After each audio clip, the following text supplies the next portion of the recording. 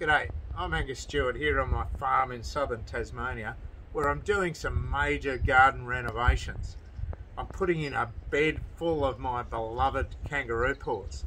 Now, there's a lot of myths about growing native plants, and one I want to really dispel is that they don't respond to extra nutrients. In my experience, Kangaroo Paws in particular, the more you feed them and look after them, the more they'll reach their full potential and you get stunning displays of mass flowering. So it's all about the soil and the preparation and the feeding.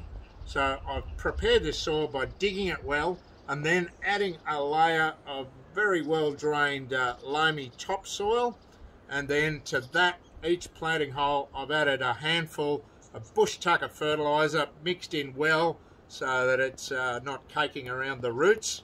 So distributed nicely through the soil.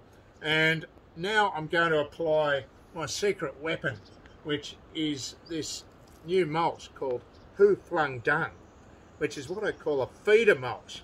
So to various woody materials has been added manure, and that's then been composted fully so that the mulch is fully broken down, and it's also full of nutrients. So every time there's rain or I water the plants, there'll be a trickle of nutrients coming from the mulch. So there's the benefit of feeding, but all the other benefits of mulch is suppressing weeds, keeping your moisture trapped in the soil so the roots can have the benefit of it, and also keeping a nice even soil temperature.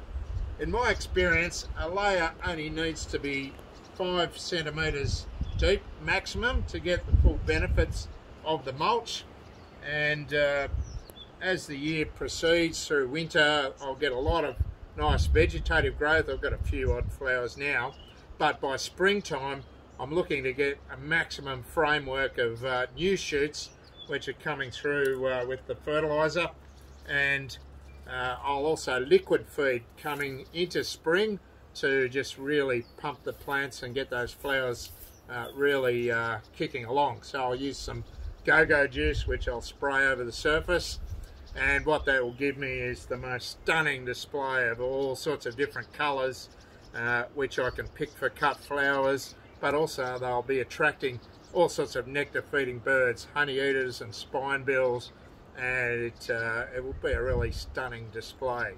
So native plants, look after them, tender loving care, feeding, mulching, watering, and you'll get an absolutely stunning reward.